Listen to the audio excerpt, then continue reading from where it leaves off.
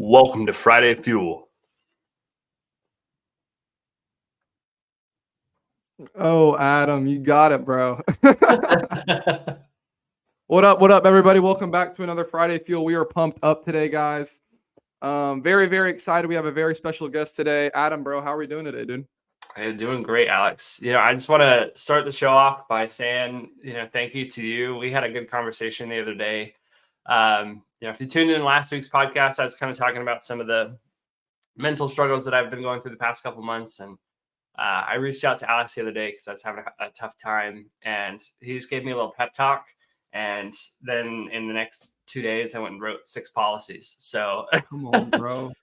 Talk to him, Adam. Let's go, bro. It was a good turnaround. So yeah, dude. I was very grateful for you calling me because it's like I think about it. It's like, Adam, you look up to me, bro. I look up to you. I think it's cool because one thing that I've learned in this business is you need three different things in this business. You need a peer, right?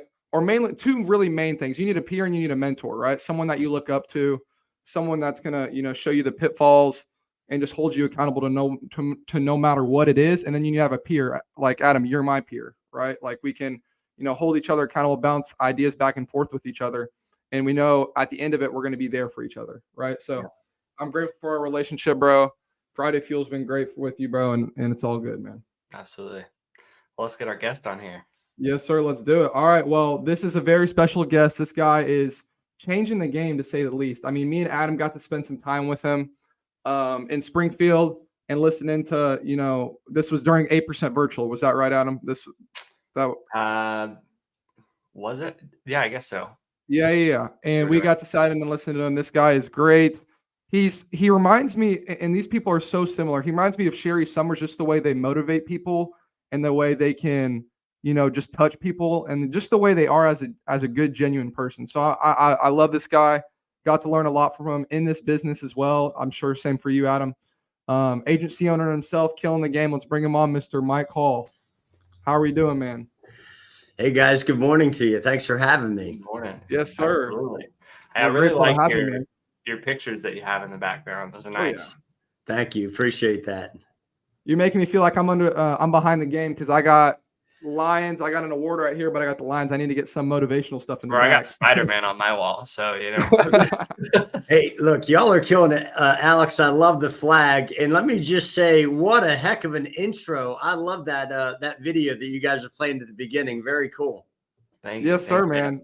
Who set that up, Adam? That's Tony Merwin. He hooked us up with that. So. Okay, our boy Tony hooked us up with that. Yeah, we love the intro. But Mike, man, we are so grateful to have you on, man. If you could do a little intro about yourself, how you really got into the industry, and kind of backtracking before you were in the industry as well. Yeah, absolutely. So I'll just start from the beginning there, Alex. And first of all, thank you both for having me on. It was great meeting you and spend some time with you at Cody's house a couple months back. And I'll tell you, I really enjoyed watching all 4 of you on the show. It's been when that first season came out, I really promoted it to my team because it was like, that's what I did when I got started in this industry, was picking up that 800-pound phone and making those dials and calling the people completely out of my comfort zone. But growing up, I was the oldest of 5 kids.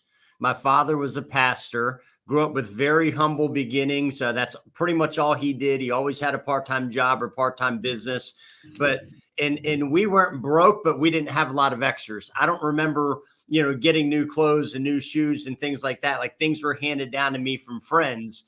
And I remember always having a a lack of self-confidence. I remember getting to high school and thinking, what am I going to do with my life? Everybody that I was around, or at least it seemed that everybody had a plan. They knew what they wanted to go to college for. They knew what they wanted to do. And that just wasn't me. And I felt so out of place. I felt so behind everybody. My best friend in high school, he knew exactly what he wanted to do. He wanted to go to the Citadel, become a fighter pilot, join the Marines and save the world. That wasn't me. I lost a bet. And I remember whatever it was, guys, that I thought that I was 1,000,000% sure that I was right on this bet. And I was wrong. And if I was wrong, I was supposed to leave for boot camp with him the very next day. Oh, man. And God. I remember sitting there thinking to myself, no, nobody expects me to do what I say. Nobody expects me to pick up my life and go join the Marines. But one of the things that my dad told me a lot when I was growing up was that your word is your bond. It's the only thing you have that somebody can't take from you. Literally, people can strip you from everything in life, but as long as your integrity is in place. And I didn't want to start my adult life out on a lie. And so I made the decision to go. And I promise I wouldn't be where I am today if I didn't make that decision on that day right there as a terrified 18-year-old that wanted my life to matter. Fast forward, I've always wanted to be a firefighter, not just any firefighter, but one in Baltimore City, Maryland. Had the ability to do that. Loved it. Served in the Marines. I did 4 years or 6 years. My time came and went. And I didn't feel like I had done my job as a man, a Marine, or an American. So I volunteered to extend another 2 years. I hooked up with a infantry group out of Texas, went to Iraq, was there in 04 and 05, came home, went back to work in the fire department. I was a wreck.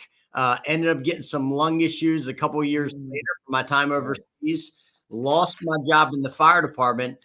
Here I am, 30 years old, just lost my dream job. I had never been to college, didn't know what I was going to do with my life. A friend of mine a couple of years before that had introduced me to network marketing. When I got into network marketing, that really gave me the thought process, the belief, the knowledge that if I started thinking like successful people think and putting their words in my head, I could change the way that I think and change my actions and therefore alter the course of my life and my career. Quickly found out that network marketing wasn't for me, even though I've got a lot of friends that have had a lot of success in it. That's how I stumbled into the insurance business. I had somebody come up to me and say, hey, look, we're doing this stuff in insurance. My average agent is making $100,000, $150,000 a year. I think you could be really good at it. What do you think I said? I didn't know. I said, absolutely not. Here I was making $60,000 a year as a fireman, and even $100,000, guys. It was $40,000 more than what I was doing, but it was so far off for me. It was so far out of reality that I thought it would never happen to somebody like me. Said no. 6 months later, a man that I had a ton of respect for, owned the third largest real estate brokerage in Maryland, reached out to me and said, Mike, you know what I've done in real estate? I'm going to go do this thing in insurance. I think I'm going to do it even bigger. I think you could be really good at it. Would you take a look? And I thought, well, I didn't want to disappoint this guy. I didn't want him to see me for the fraud that I thought that I was. And so I thought, okay, I'm going to go there and I'm going to say, I'm going to go sit down and I'm going to look like I'm taking the information in and I'm going to say, thank you, but no, thank you. Guys, I remember getting there. It was in Maryland on an August day. There was no electricity in the building for whatever reason this day. It's super hot. I'm on the front row and this guy starts writing numbers on the board. And I'm thinking, come on, man, nobody makes that kind of money, especially working those hours and just helping people. And then I started thinking, well, you jerk, you're the one that doesn't have an opportunity. You're the one that, this guy's got the nice car, the nice clothes. He's clearly got some success of some level there. Figured I would prove him wrong. Got my license September of 11, made about $30,000 part-time the rest of that year. Went full-time in 2012, made a multiple six-figure income my first year. Been doing this for 12 and a half years now. It's been the most challenging thing that I've ever done, but it's been the most fulfilling and rewarding thing that I've ever done. And I'll tell you, it seems like it's been a constant uphill battle. But when I look at who I've become in the process, and I look at how my thinking has changed, how my decisions have changed, just the levels of financial success that we've received. And I feel like we've really only just scratched the surface on what we're capable of doing. But what really has made the biggest difference for me is the impact that I'm able to have on other people like me that didn't think that they were enough, that didn't have the self-confidence. See, when I was shown that all I needed was to be teachable and to be willing to outwork everybody else, I knew I found a platform that I could get excited about. There you go. And one question I have on that, what kept you motivated, or what kept you going when the times got tough, right? Because you said it was a constant uphill battle. What was that motivating factor for you? That's a great question, Adam. And I'll tell you, there's a book out. There's something, and I forget which book it's in, but there's a story in a book, and it talks about German shepherds and gold medals. Some people are running to something. Some people are running from something. See, I think that the Pilgrims didn't come over on the Mayflower because they wanted great benefits and they wanted a good salary, right? They came because they wanted freedom. And I think when people are running to something, at least in my opinion, I think when people are running to something, when there's something you're chasing, if times get hard, it's easier to quit, in my opinion. If you're running from something that you've got to get away from, there's really nothing that can stop you. See, change is one of the most difficult things in the world. Not one of us are good enough to make anybody change. But when we're ready, there's not anybody in the world that can stop us. I was running from being controlled. I was running from someone placing a value on my time. I was running from, as incredible as my parents are, I didn't want their lifestyle in retirement. I wanted to show, I've got 3 girls. They're 14, 12, and 8. And I wanted to show them that it's okay to be different. It's okay to fight against the crowd. It's okay to fight for what you believe in. As a matter of fact, if you're doing the opposite of everybody else, then you're probably doing something right. Right. So when I look at what my future was going to hold, I mean, I barely got through high school. I ran from college. I had no money, no education, no experience. What was I going to do with my life? See, I was okay not making it, Adam, if I wasn't good enough. But what I wasn't okay with was giving up or quitting and not knowing if I left it all. Not the worst thing in the world for me would be, there's 2 things I want to say here. One, the worst thing in the world would be for me to get to the end of my life and wonder what if. The other thing, I just imagined myself on my deathbed or maybe at my funeral, and my daughter saying, "Man, my dad was an incredible guy, but he really didn't affect anybody. He could have really made such a bigger impact. He could have made a bigger difference." I was reading another book. I think it was Flip the Switch by Coach Michael Burt. And he was talking about how he was asked to do some eulogies for some people that had passed that he didn't know.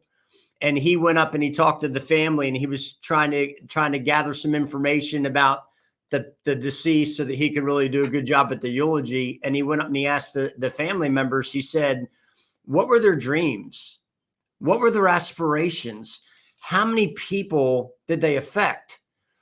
And the family, both of the families, they gave a similar answer. And they said, he didn't really have any dreams. He didn't really have any aspirations. I don't know that he really affected many people. I guess he was just a good guy. And to me, that would be the biggest disappointment if I was just a good guy. Mm-hmm. Yeah. That's powerful, man. It's like, I feel like right now, Mike, I'm sitting like I'm in the seats at 8%, and you're just sitting there speaking on stage right now. That's how I feel. You touch me right now, man. I appreciate it. But I kind of wanted to switch gears here. I want you to talk more about the lines of business that you're doing, because I know you do this debt free for life, which I don't know literally anything about, which I'm really curious about. Can you kind of speak to, the product that you're actually selling and helping people out with, so people can kind of get a better understanding with what you're doing in your business? Yeah. So you know what? When I started out, I was serving lower income, lower income Americans. I was helping people. I was traveling 7, 8, 9 hours away, staying in a hotel room 3, 4, 5 nights a week, knocking on doors like you guys are doing in the show there.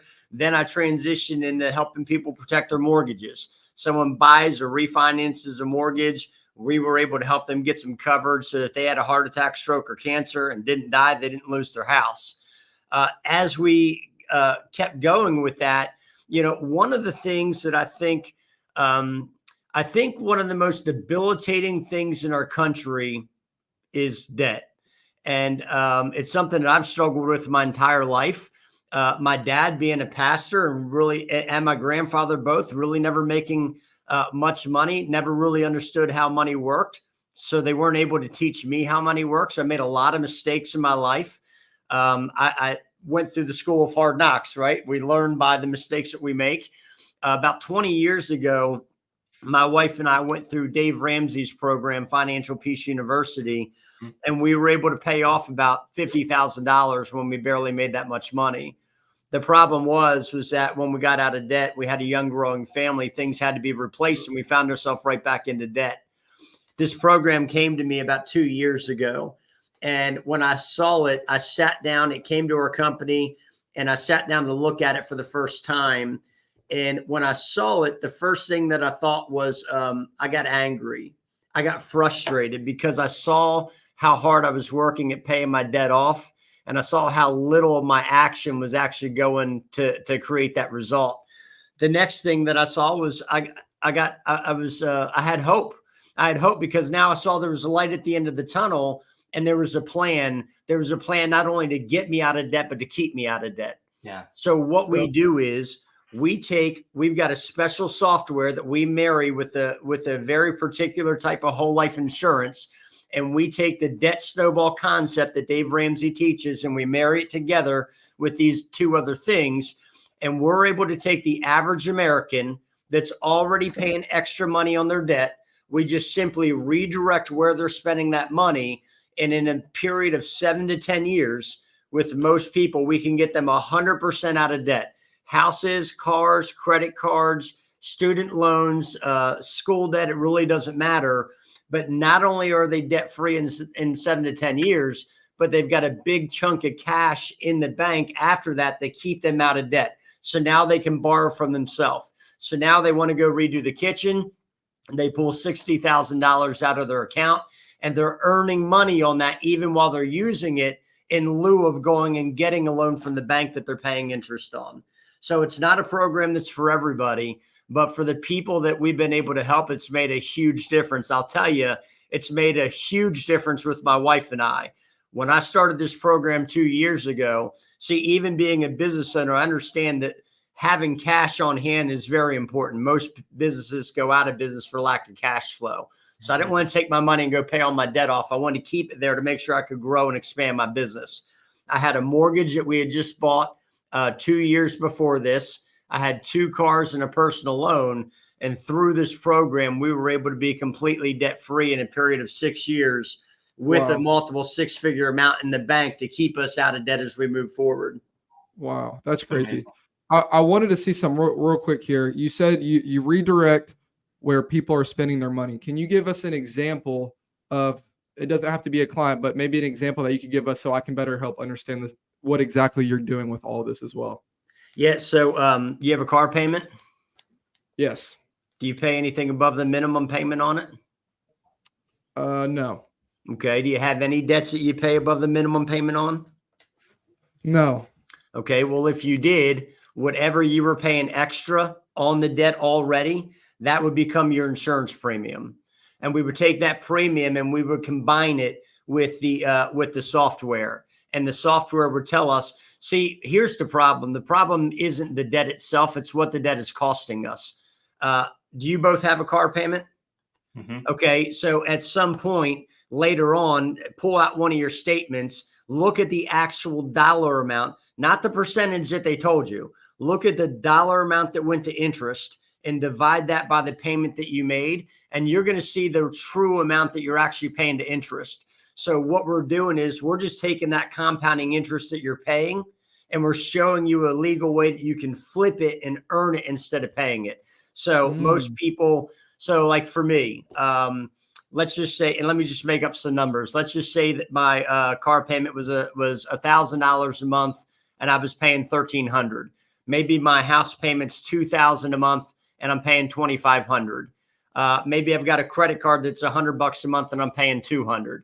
Okay, so let's see here. $2,500 on the mortgage, it's $500 extra. $300 extra on the car payment, that's $800, and then $100 extra on the credit card, that's $900, and I'm paying above the minimum every month. I'm already doing that because I want to get out of debt. I see this program, and then you show me how if I just take that $900 that I'm already spending and put it into this premium, we can create compounding interest and use that to work for us. You guys have heard about how people want multiple streams of income, right? Well, here's a myth that people think. People think I should be out there trying to grow 2 or 3 businesses at once. It doesn't work that way. Building a business in the United States of America is one of the most difficult things to do. It takes 100% of your time, your energy, and your focus to do it. But here's what you do. You go do that. You create that income. And then when you get that income, you can use that to invest in other things. And that's what creates multiple streams of income. It's the same kind of concept here. We're just creating that extra cash, and then that extra cash it's actually the interest that's eliminating the debt. This is actually not a new it's not a new concept. This is something that major companies have been doing for decades. So we're simply taking this and bringing it down to everyday Americans and showing them how they can apply it to their situation. So it's cool that we have you on the podcast because last year after 8%, so Alex and I actually both went to your breakout session, and you were passing out those books, had the little green book. And we as a group, so there were like 6 of us, we all decided that we were going to do the 75 Hard program together. Andy Elliott inspired us, whatever. And so one of the things on there was to read at least 10 pages of an educational book. And so I got your book and I literally just like read through it in like 2 or 3 days because of the 75 Hard. And I thought it was really interesting and intriguing, the concept of what you're describing. Could you go into a little detail about, I guess, how you market it, or like how you find people that can qualify for the program? Because like you said, it's not for everybody. Not everybody has the extra capital to put extra money towards their debts. So like, where are you finding these people to talk to? Oh man, that's the easiest answer, Adam, because I mean, all you got to do is turn on the TV on any channel, any news publication, pick up any magazine, any social media app, and all you hear about is debt.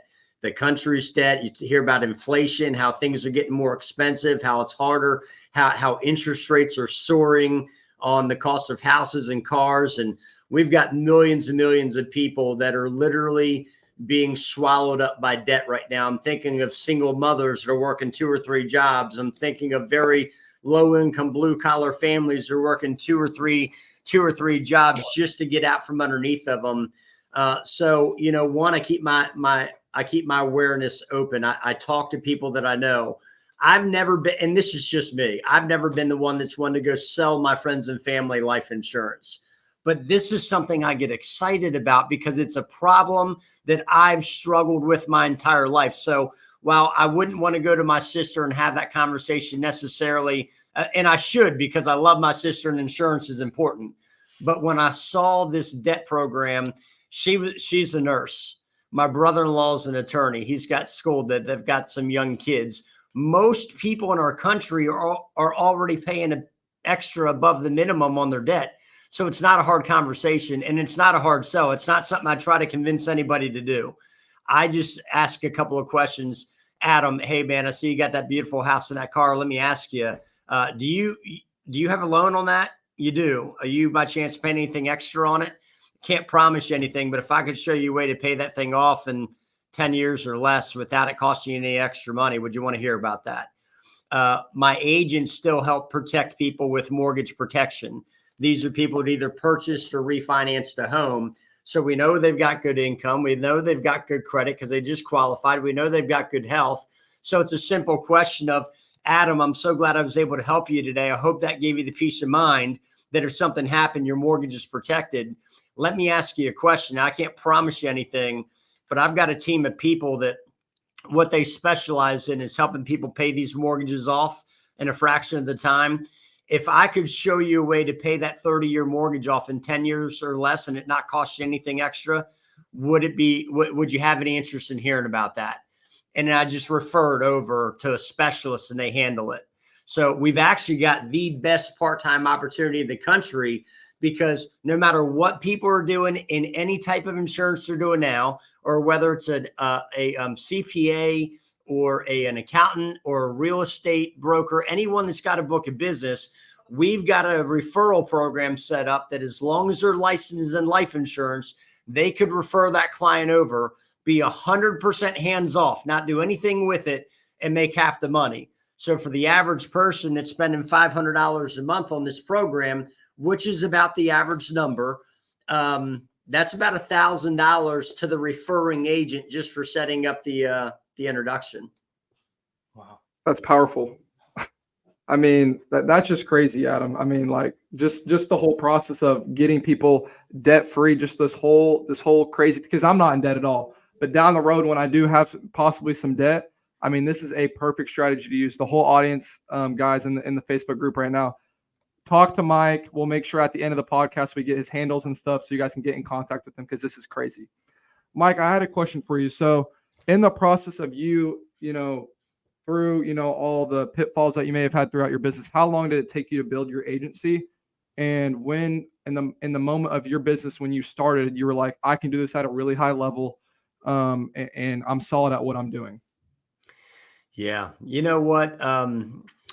That's one thing I started right away. It's something I did not do wrong. When I first got into the business, I didn't come to sell insurance. I knew I was going to be selling insurance, but I came because I wanted to build a system-driven business.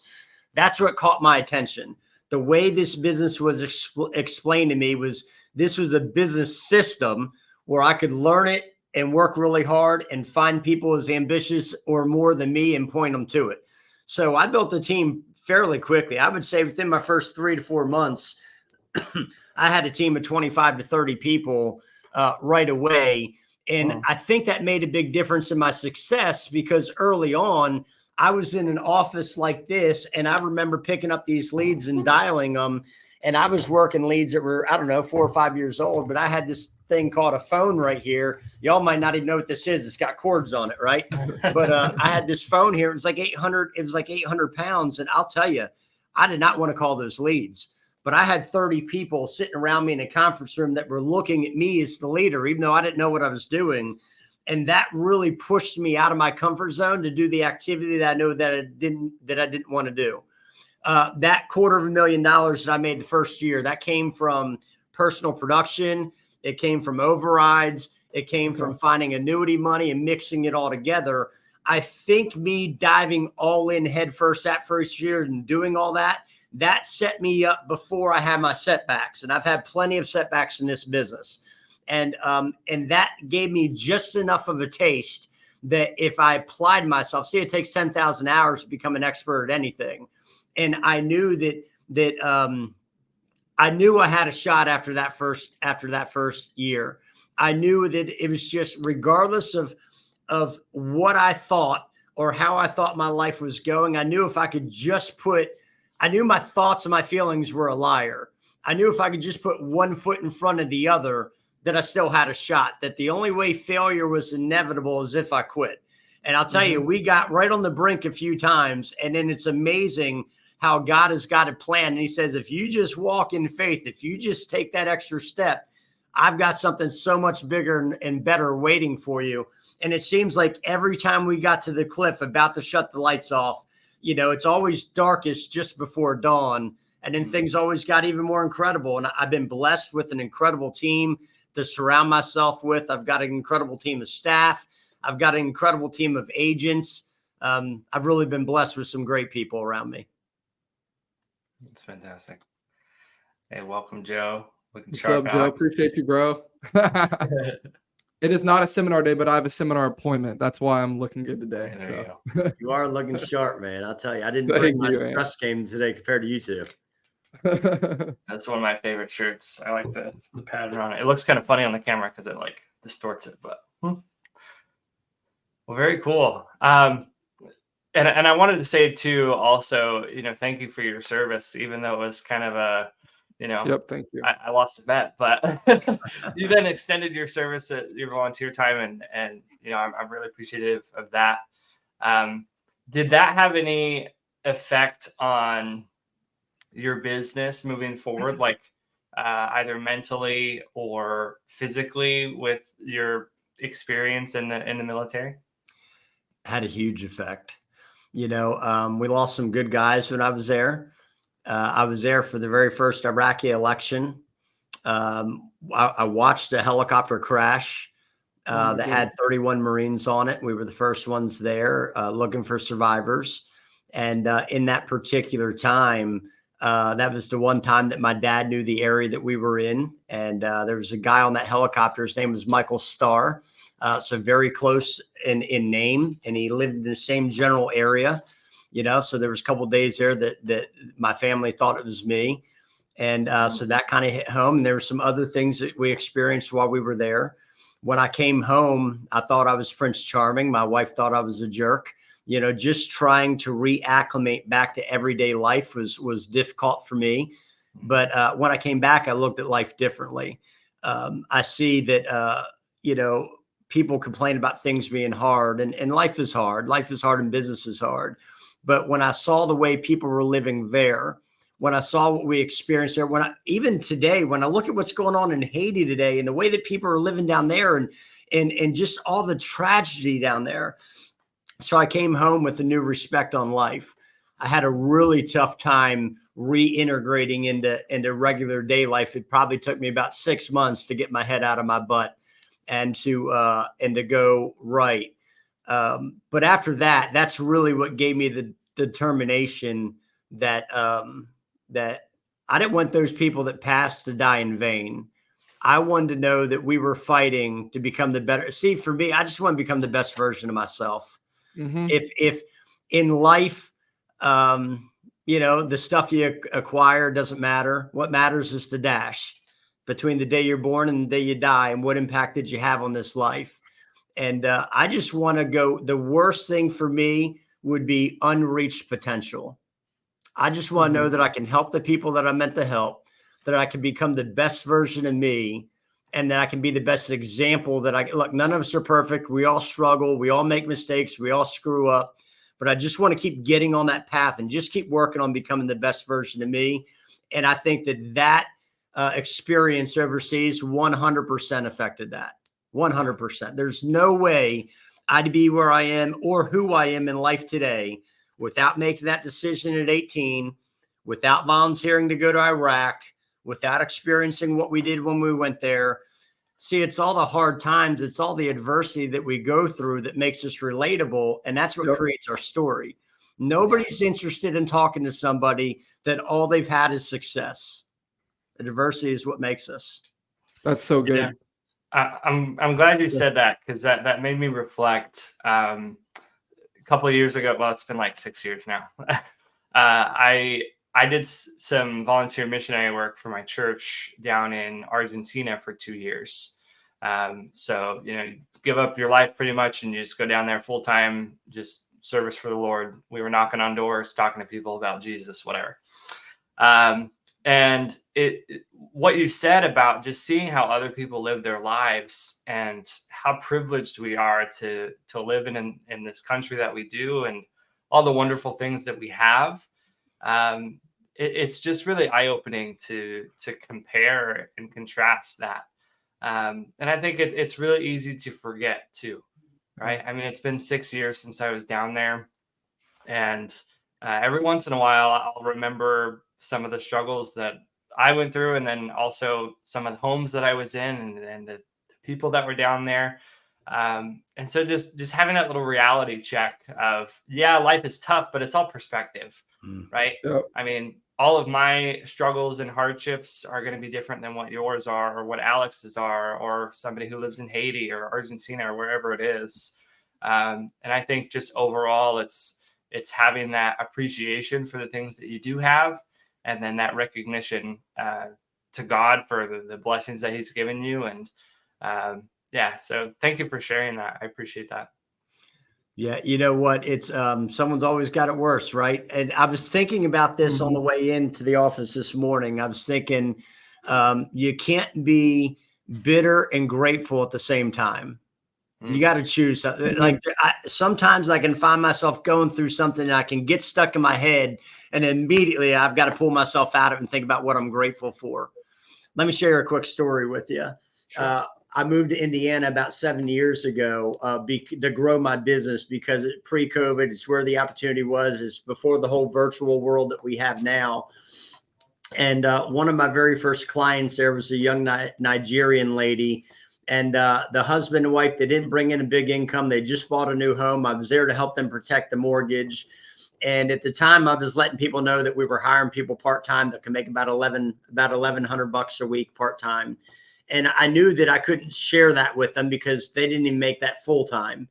And so when I moved to Indiana, I thought, okay, I can't come out here to grow my business and be an undercover agent, right? I need to let people know what I'm here to do. And I committed to myself that regardless, I wasn't going to prejudge. In every home, I was going to let them know that there was an opportunity.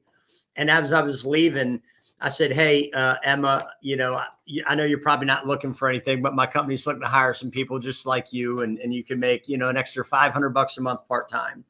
And she was like, $500? You got to be kidding me, right? Well, we started working together, and I found out that she had a nonprofit in Nigeria, and that's where she's from.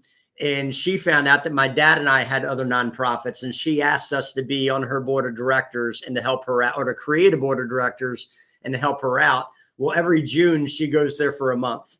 So she went there. This was back in like 2000 and probably 17. So June of 18 is probably when she went. And she came back and she said, Mike, my heart is broke. And I said, why? And she said, witchcraft is so bad in my country that when things go wrong, they blame it on the kids. And she said, Mike, there's kids 3 years old, 4 years old, 5 years old, thrown out on the street that are left to fend for themselves. And she said, we've got to do something. And I'm thinking, what are we like? I'm just trying to survive. I'm just trying to pay my bills and what are little old us going to do? And if I'm being honest, I was just trying to get rid of her, and I in a kind way. And I said, Emma, I don't know. I mean, see what the options are and let us know. She came back. It wasn't even 24 hours later. She found a house that we could rent for the year for $1,500. Said, I don't know what we're going to do with it, but I can handle that. The next day she said, we need to dig a well. It's $800 in the backyard. I said, okay, I don't know where this is going, but I can handle that. Today, a couple years later, we've got a children's shelter there that we didn't aim to set up. It's got 24 kids. We've got 7 full-time caretakers. We've got a full board of directors that takes care of all this. We cover their clothes, their education, their food, their medicines, literally anything you can think of. And that came from a silly little business like this. That came from a humble person with very humble beginnings that got uncomfortable, that just stuck with the commitment that I said that I was going to do. And those are the doors that God opened that allowed me to walk through just by getting uncomfortable and moving forward. So it's not about us. This isn't about us, right? It is in the beginning, but it's so much bigger than us. And we're able to have such a big impact. I can't think of a better, more noble profession that we do or that's out there other than what we do, where we actually get paid for the value that we bring. When I think of pastors, when I think of paramedics and nurses, firemen, police officers, military, teachers, look at teachers today. Look how incredible the need for teachers are, how low they're paid, and how dangerous it is to even be a teacher today. You know, so we've got the most incredible industry in the world. And for somebody that's plagued with this stupid thing called a dream, see, some people are okay with the 9 to 5, and I wish I was. I wish I could shut everything off at 5 o'clock and be one of those people that goes and hangs out with my buddies and does my thing. But I understand that there's a price to pay. We're either going to pay now or we're going to pay later. Amen. Success takes sacrifice. None of us are good enough to tell anyone what they should be willing to sacrifice, but we've all got to take that personal account of what are we willing to sacrifice? What do we want out of life? And who do we really want to become? And what are we willing to do to make that happen? Anyway. Man, that's amazing. Great story. It's so powerful. I mean, everything that you're doing, Mike, I mean, it's great. Like, I look up to you in a way now, just like everything that you've done in the business and in life. It's amazing, man. I think also one thing I've learned in the industry as well, and in life in itself, is that like everybody thinks all the bad things are like happening to them and not for them. You know what I mean? And and what I write down and I do this every single morning is I'll have this book that I write in everything I'm grateful for, right? Because it's hard to be negative when you're grateful, right? So one thing I've always done, this is a new thing I've done this year, just writing down what I'm grateful for. So I'll say, I'm grateful for all the bad and good in my life because it's brought me to the point where I am now, right? Because everyone can be like, or majority of people are like, well, why did God do this to you? Why is this bad thing happening in my life? Why? Well, he's doing it to you now so you can prepare, and it's going to help you in the future because you already did that bad thing. So if it pops up again, you've already been through it and past it. So now you had to get through it even faster. Right. So that's one thing that's really stood out to me, even in the just business and industry. One last question I did have for you, Mike, is what does and I've been really curious because we've had a lot of successful people on the show, but what's your daily routine look like? Great question. I want to comment on something you just said, and then I'll answer that question. Do you know who Sadie Robertson is? The daughter of Willie Robertson. She was he was on Duck Dynasty. So she did they were the duck hunters. So she had, I saw a reel that she did the other day, and she said, it's not what God did to you, it's what he did for you. And maybe you're in a season of your life right now, a season of rest, where you're thinking that things aren't happening fast enough. You're not having the success that you need, but maybe he's got you in a season where he's got you resting and preparing to have you ready for what's coming down the road, right? So just keep it in that perspective. But daily routine, you know what? I don't think there's anything more important than your daily habits. I think it starts with the way we think, and we change the way we think by reading successful thoughts of other people and then acting that. And then it's all found in the daily routine, right? So I think that one of the first things I like to do in the morning is get up and immediately get my mind right? Immediately get me in a book and get me thinking and get me moving. I think that we need to operate on all cylinders. I think it's important to be spiritually, physically, mentally in shape, right? So I need to exercise because that's a good stress outlet, and it's going to give me the energy that I need to go on. I need to constantly have myself in a book because the how, the why is definitely more important than the how. The how is going to come. You could put all of your attention into the how and not have the reason right that you're doing this business, and you're not going to make it. But if you want something bad enough, if your why is right, if the reason that you're doing this business, if you're emotionally connected to it enough, there's not anything that's going to stop you. You're going to be bad before you're good. You're going to fail. So create those daily habits. Make sure you're focused on revenue generating activity every day. See, a lot of people lie to themselves about the activity that they're doing, and they think they're working by checking pending business, by sending emails, by reaching out. That's all good, but we've got to be getting in front of clients and helping people get in front of clients. That's the two things that makes us money. And if the things that we're doing on a daily basis don't involve that, then we either need to hire it out to somebody else, or we need to cut it off for now and focus on the main thing. Yeah. Wow. And somebody asked, what is the name of the book that you keep popping up? Oh, you know what? It just happens to be the one I have right in front of me. It's one of the ones I'm reading now. It's called 9-Figure Mindset by Brandon Dawson. And the foreword was written by John Maxwell. It's actually a really good book. It talks about how to go from $0 to $100 million in net worth just by your mindset and your daily activities like we're talking about now. There you go. Powerful. Adam, did you have any more questions? No, I think he's pretty much covered everything that I had in mind. I'm actually gonna order that book because I'm not the biggest reader, Mike, but I'm trying to get better in reading. So because I've read a bunch of different, self-help influential books, that help grow your business, but I need to get more into it. What was it? Nine-figure mindset? 9-figure mindset. But after you write that down, I want to give you 2 other ones that I just read that have made a big difference in my life. Perfect. All right. One of them was one that I already mentioned, Flip the Switch by Coach Michael Burt. Flip the Switch.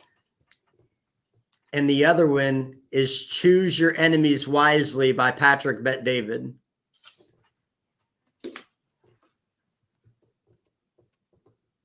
And the concept of flip the switch is you've got to unlock that predator mindset inside of you to go after what you want.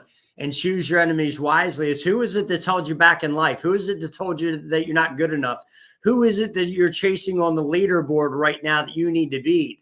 But you got to make sure you've got the right enemy that's driving you. And you do have to have an enemy, right? You got to make sure you have the right enemy that's driving you. So not if, but when things get hard and you can't move forward, that you've got the skill set that you have to make it.